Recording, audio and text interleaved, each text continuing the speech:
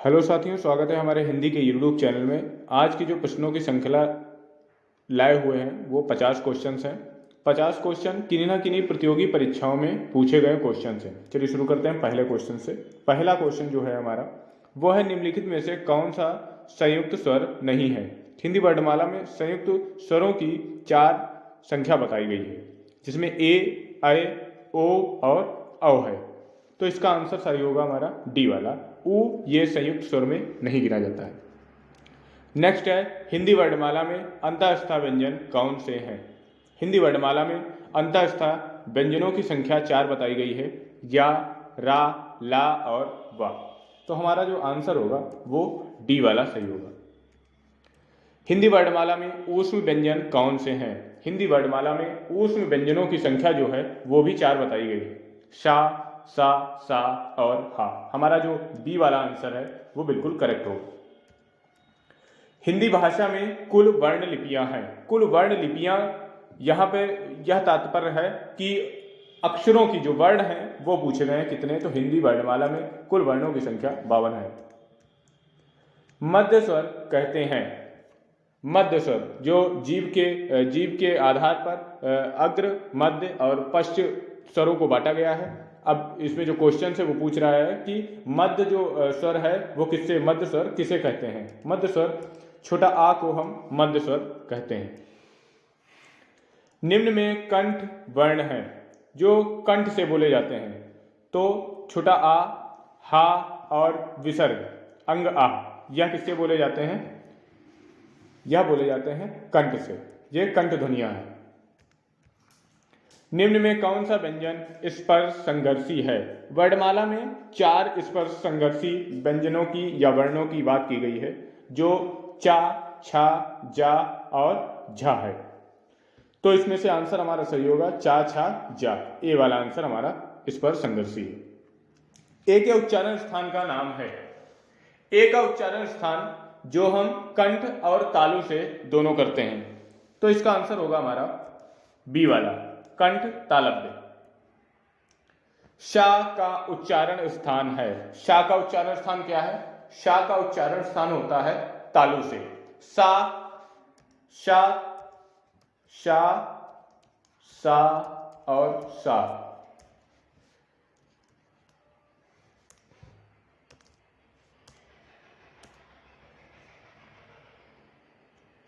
यह होगा तालु, मूर्धा और दंत। ये 3 प्रकार के सा बताए गए हैं। इसका आंसर जो होगा वो सही होगा तालु। कौन सी ध्वनि महाप्राण नहीं है। कौन सी ध्वनि महाप्राण नहीं है। महाप्राण ध्वनि कौन सी होती है, हर वर्ग की दूसरा और चौथा जो वर्ण होता है वह महाप्राण होता है। तो हम देख लेते हैं, दूसरा और चौथा कौन सा है, चा, छा, जा। ये तीसरा है, ये गलत। ये दूसरा है, महाप्राण नहीं है, सॉरी महाप्राण नहीं है। महाप्राण नहीं मीन्स ये पूछ रहा है अल्पप्राण। महाप्राण नहीं है मीन्स अल्पप्राण। तो दूसरा और चौथा ये भी गलत। चा, छा, जा, झा ये भी चौथा, ये दूसरा, ये भी गलत। चा, छा, जा ये वाला हमारा आंसर बिल्कुल सही होगा। भाषा विज्ञान की दृष्टि से ऊ किस प्रकार का स्वर है। भाषा विज्ञान की दृष्टि से ऊ जो है हमारा वह पश्च संवृत स्वर है। अघोष वर्ण है। अघोष वर्ण, अघोष वर्ण किसे कहते हैं हम, अघोष वर्ण जो, अघोष वर्ण का क्या कंसेप्ट है, पहला और दूसरा वह अघोष होता है। बाकी सब जितने भी बचे हुए तीसरा, चौथा और पांचवा है वो होते हैं घोष। तो इसका आंसर सही होगा सा। सा जो हमारा है वह है अघोष वर्ण। ये सघोष है, ये भी कट, ये भी सघोष है। जितने स्वर होते हैं वो सारे सघोष होते हैं। हा भी सघोष है। तो हमारा आंसर होगा पहला वाला। वा का उच्चारण स्थान है। वा का उच्चारण स्थान है दंत और ओष्ठ। वा का उच्चारण स्थान क्या है, दंतोष्ठ। हमारा आंसर सही होगा सी वाला। हिंदी वर्णमाला में व्यंजनों की संख्या है। क्वेश्चन है हिंदी वर्णमाला में व्यंजनों की संख्या है, व्यंजनों की संख्या कितनी होती है हिंदी वर्णमाला में? 33। हिंदी वर्णमाला में व्यंजनों की संख्या 33 है। नेक्स्ट क्वेश्चन है हिंदी शब्दकोश में छा का क्रम किस वर्ग के बाद आता है? क्वेश्चन है हिंदी शब्दकोश में छा का क्रम किस वर्ण के बाद आता है? तो हमारा आंसर सही होगा का के बाद छा आता है हिंदी शब्दकोश में। कौन सा ऊष्म व्यंजन नहीं है? जैसा कि हमें पता है कि वर्णमाला में 4 प्रकार के ऊष्म व्यंजन होते हैं, सा, शा, सा और हा, 4 प्रकार के ऊष्म व्यंजन है। तो इसमें पूछा गया है ऊष्म व्यंजन नहीं है, तो हमारा पहला वाला ऊष्म व्यंजन नहीं है। ये कौन सा व्यंजन है? ये स्पर्श व्यंजन है। संयुक्त व्यंजन ज्ञा बनाता है, यहां पे जो दिए गए हैं संयुक्त व्यंजन ज्ञा किससे बनाता है? जा और या से। वा व्यंजन है, वा व्यंजन हमने आपको बताया। अंतःस्था कितने व्यंजन होते हैं? 4 प्रकार के, 4 प्रकार के व्यंजन होते हैं अंतःस्था। इसमें कौन कौन से वर्ण आते हैं? या, रा, ला और वा। तो यह वा हमारा है अंतःस्था व्यंजन।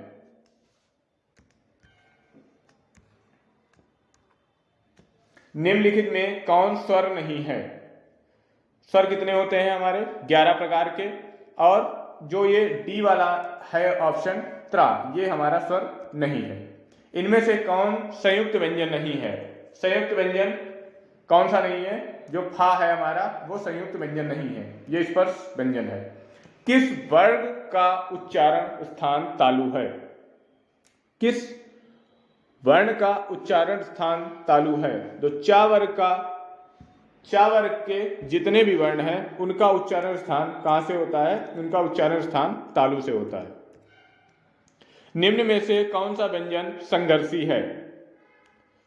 निम्न में से कौन सा व्यंजन संघर्षी है? निम्न में से कौन सा व्यंजन संघर्षी है? जो हा होता है वह कौन सा व्यंजन होता है? संघर्षी।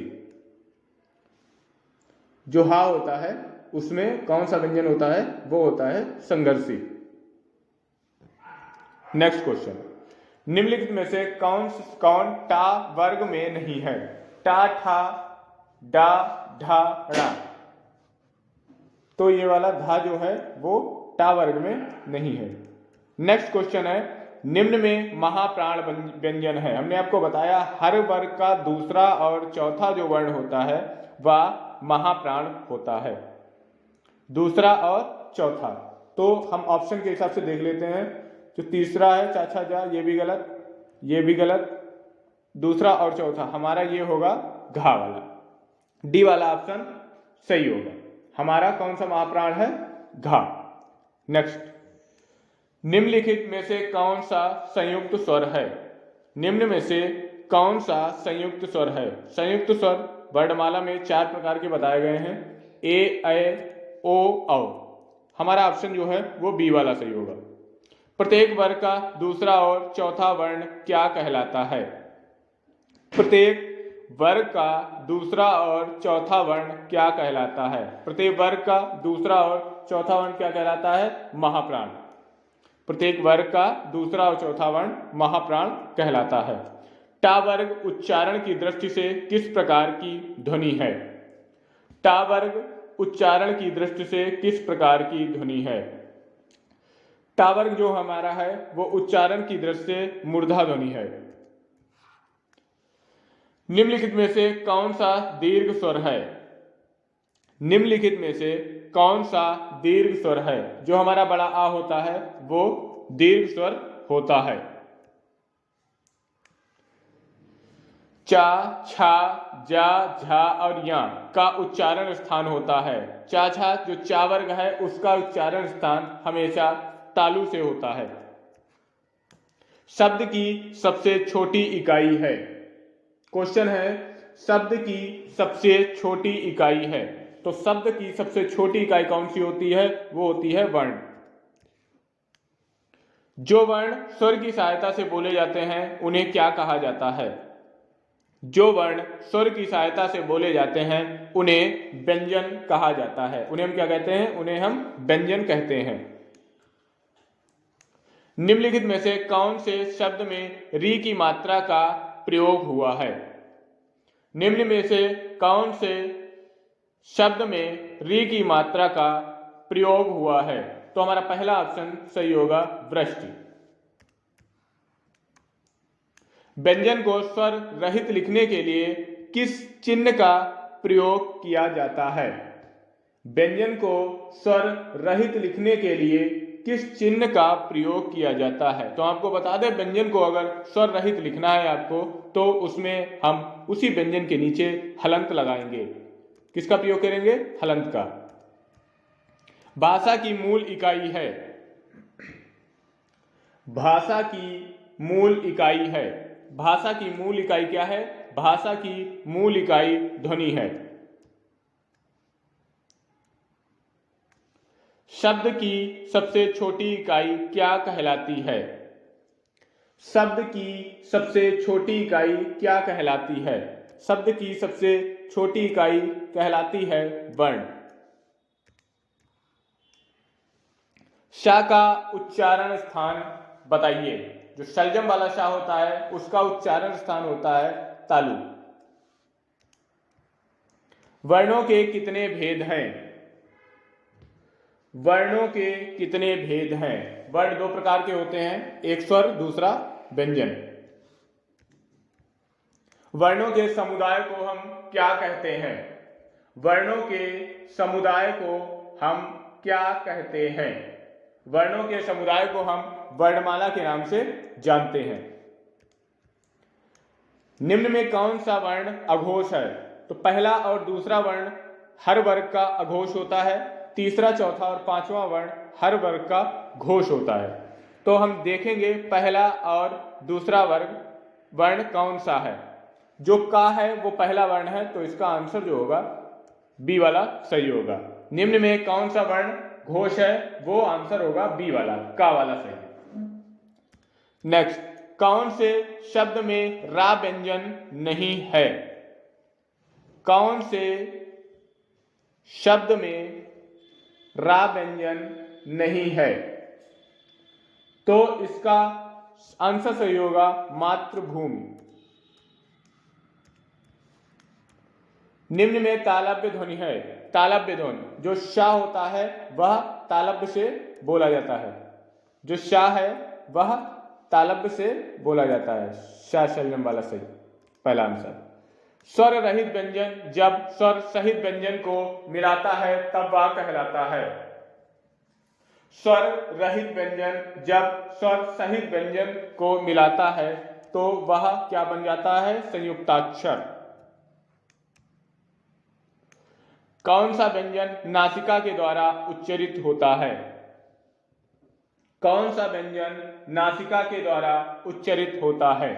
जो ला होता है, पंचमाक्षर है, वह नासिका के द्वारा उच्चरित होता है। निम्न में कौन से संयुक्त व्यंजन कौन सा नहीं है?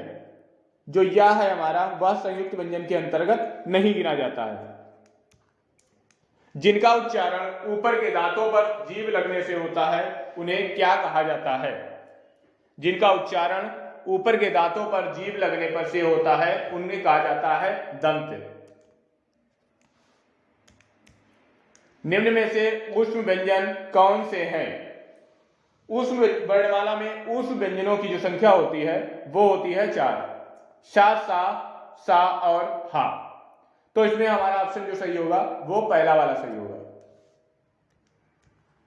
शा ध्वनि का उच्चारण स्थान है। सा ध्वनि का उच्चारण स्थान क्या है? सा ध्वनि का उच्चारण स्थान तालु है। ला का उच्चारण स्थान होता है। रा का उच्चारण स्थान होता है। ड़ा का उच्चारण स्थान नासिका से होता है, नासिक के। टा वर्ग में किस प्रकार के व्यंजन हैं? तो हम कैसे जानेंगे? का, चा, टा, ता, पा। जो का वर्ग होता है वो कंठ से बोला जाता है, जो चा वर्ग है वह तालु से बोला जाता है, जो टा वर्ग होता है वह मूर्धा से बोला जाता है, उसको हम कह सकते हैं मूर्धन्य। हमारा पहला वाला ऑप्शन सही होगा। अर्ध स्वर है, अर्ध स्वर है, या और वा जो होता है वह अर्ध स्वर होते हैं। या और वा क्या है? अर्ध स्वर। ये हमारी इस पीडीएफ के 50 क्वेश्चन नंबर 50 है। ये घा का उच्चारण स्थान है, घा का उच्चारण स्थान है। तो आपको बता दें जो का वर्ग के जितने भी वर्ण आते हैं वो कंठ से बोले जाते हैं। का, खा, गा, घा, ड़ा, ये सारे जितने वर्ण हैं वो किससे बोले जाते हैं? कंठ से। तो हमारा ऑप्शन पहला वाला सही होगा। आई होप आपको यह वीडियो बहुत अच्छा लगा होगा। Thank you.